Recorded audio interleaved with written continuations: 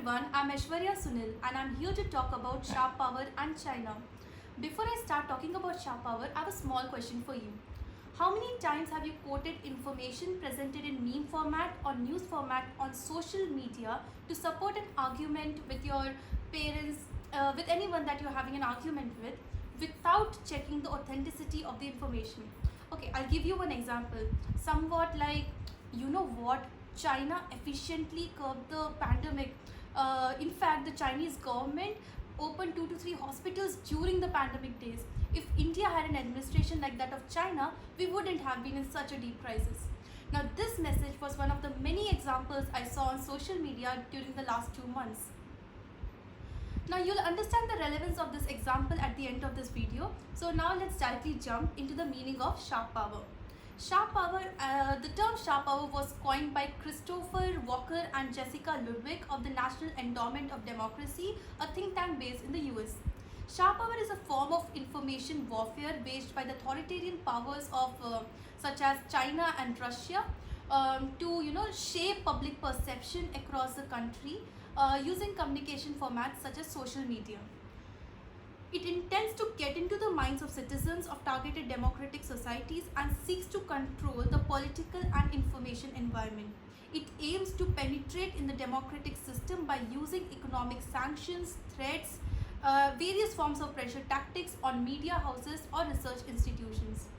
Sharp power is a very recent term, not more than 3 years, I guess. So before that, earlier, we were used to these two terms that were hard power and soft power. So to understand sharp power better, it is very important for us to know about these two powers. So let's start with soft power. Now, the term soft power, coined and defined by Joseph Nair Jr., harnesses the allure of culture and values of a country's strength and the ability to affect the other countries by attraction and persuasion. Simple example, yoga from India.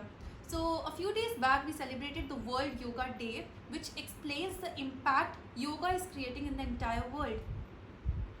Also, soft power can be used in negative ways as well. For example, Osama bin Laden has neither threatened nor paid men who flew the aircraft to the World Trade Center.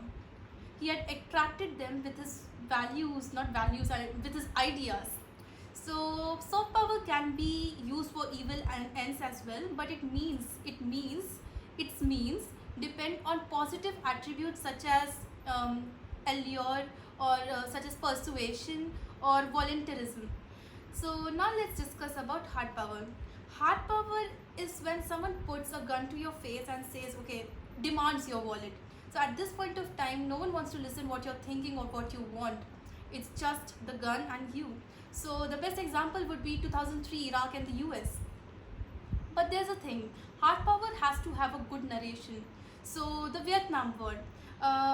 The US may have had a military victory in the Vietnam War, but the narrative of who won or the moral victor is attributed to Vietnam. So that's how these two very different powers work and influence decisions. Now imagine the gray area between the hard power and soft power where there's no direct consent or bloodshed, but there's a compelling scenario through which a large audience is manipulated. The use of information warfare by Pakistan through separatist organizations and PTV to promote communal and ethnic feud in Kashmir can be attributed as a sharp power projection.